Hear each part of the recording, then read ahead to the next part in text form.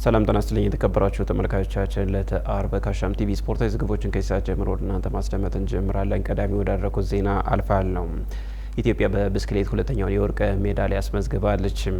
በኬንያ ከዋሌ ከተማ እየተከናወነ የሚገኘው የ2025 የአፍሪካ ብስክሌት ሻምፒዮና እንደቀጠለ ሲሆን በዛሬው ዕለት በተከናወነው ውድድር በወጣቶች ጽጌ ካሳይ ተጨማሪ የወርቅ ሜዳሊያ ለኢትዮጵያ አስመዝግባለች። ጽጌ ካሳይ ከአሁን ቀደም በግል የሰዓት ሙከራ ለኢትዮጵያ መጀመሪያውን የወርቅ ሜዳሊያ ማስመዝገቧ የሚታወስ ነው። ታላቁ ሩጫ በኢትዮጵያ ከባንክ ኦፍ አሜሪካ ጋር በጋራ ለመስራት ተስማምቷል።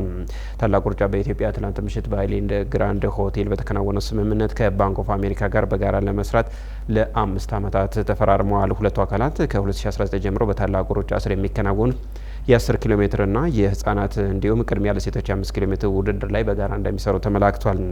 በዛሬው ዕለት በተሰጠው ጋዜጣዊ መግለጫ ደግሞ የቺካጎና የቦስተን ማራቶን አዘጋጆችም ተገኝተዋል። በመግለጫው ላይ የቀድሞው የኃይሌ ገብረስላሴ ተፎካካሪና የቀድሞ የክብረ ወሰን ባለቤት የሆኑት ሞሰስ ታኑይ፣ ካሊድ ካሉቺና ዳንኤል ኮማን በመድረኩ ላይ ተገኝተዋል። ከውጪ ኮል ፓልመር በጉዳት ምክንያት 3 ጨዋታዎች እንደሚያመልጡት ተገልጿል። እንግሊዛዊ የቼልሲ የፊት መስመር አጥቂ የሆነው ኮል ፓልመር የእግር ጣት ላይ በደረሰበት ጉዳት ምክንያት 3 ጨዋታ እንደሚያመልጠው ተገልጿል። ተጫዋቹ ቤት ውስጥ እያለ ጉዳት ማስተናገዱ ተሰምቷል። በዚህ ምክንያት ቼልሲ በቀጣይ በሚያደርጋቸው 3 ጨዋታዎች ላይ ግልጋሎት እንደማይሰጥ ሲገለጽ፣ በፕሪሚየር ሊጉ ከበርንሌይና ከአርሰናል፣ በሻምፒየንስ ሊጉ ደግሞ ከባርሴሎና ጋር በሚከናወኑ ጨዋታዎች ተጫዋቹ በጉዳት እንደማይኖር ተገልጿል። በእንግሊዝ ፕሪሚየር ሊግ ነገ በርካታ ጨዋታዎች ይከናወናሉ። የ12ኛ ሳምንት የእንግሊዝ ፕሪሚየር ሊግ በሳምንቱ የመጨረሻ ቀናት ጅማሮን የሚያደርግ ሲሆን ነገ ለተገዳሚ 7 ጨዋታዎች ይከናወናሉ። ቀን 9 ሰዓት ከ30 ሲል በተርፍ ሙር በርንሌይ ቼልሲን ሲጋብዝ፣ በርንማውዝ ከኒውካስል፣ ብሬንትፎርድ ከብራይተን፣ ፉላም ከሰንደርላንድ፣ ሊቨርፑል ከኖቲንጋም ፎረስት፣ ወልቭስ ከክሪስታል ፓላስ ከአመሻሽ 12 ሰዓት ጀምሮ የሚከናወኑ ጨዋታዎች ሲሆን በሴንት ጄምስ ፓርክ ኒውካስል ዩናይትድ ከማንቸስተር ሲቲ ከአመሻሽ 2 ሰዓት ከ30 ጀምሮ የሚከናወኑ ጨዋታ ይጠበቃል።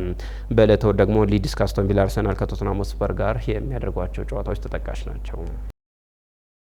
በስፓኒሽ ላሊጋና በጣሊያን ሴሪ የሳምንት ተጠባቂ ጨዋታዎች በሳምንቱ የመጨረሻ ቀናት ይከናወናሉ። የስፓኒሽ ላሊጋ 13ኛ ሳምንት የጨዋታ መርሃ ግብር ዛሬ ሲጀምር ሌቫንቴ ከቫሌንሺያ ጋር ከምሽት 5 ሰዓት ጀምሮ በስታዲዮ ዲ ማስታላ ሲጫወቱ፣ በነገው ዕለት ደግሞ 4 ጨዋታዎች የሚከናወኑ ሲሆን በሊጉ ሁለተኛ ላይ የሚገኘው ባርሴሎና ከአትሌቲክ ክለብ ጋር ሲጫወት፣ በዕለተ እሁድ ደግሞ የሊጉ መሪ ሪያል ማድሪድ ከኤልቼ ጋር ሲጫወት፣ አትሌቲኮ ማድሪድ ከሄታፌ ምሽት ላይ የሚከናወን ጨዋታ ነው። በጣሊያን ሴሪ ናፖሊ ወደ መሪነቱ ለመምጣት ከምሽት 4 ሰዓት ከ45 ጀምሮ ከአታላንታ ጋር ጨዋታ የሚያከናውን ሲሆን ጁቬንቱስ ከፊዮሬንቲና ከምሽቱ 2 ሰዓት ጀምሮ የሚከናወን ጨዋታ ነው። በዕለተ እሁድ በመካከላቸው የ2 ነጥብ ልዩነት ያላቸው ኤሲ ሚላንና ኢንተር ሚላን የሚያከናውኑት የጣሊያን ሴሪ የሳምንቱ ተጠባቂ ጨዋታ ነው። የተከበራችሁ ተመልካቾቻችን ለዕለቱ ያዝነው ስፖርታዊ ዘገባ በዚህ ተጠናቋል። ስለተከታተላችሁ እናመሰግናለን። የብዚያ በቃኝ። ጤና ይስጥልኝ።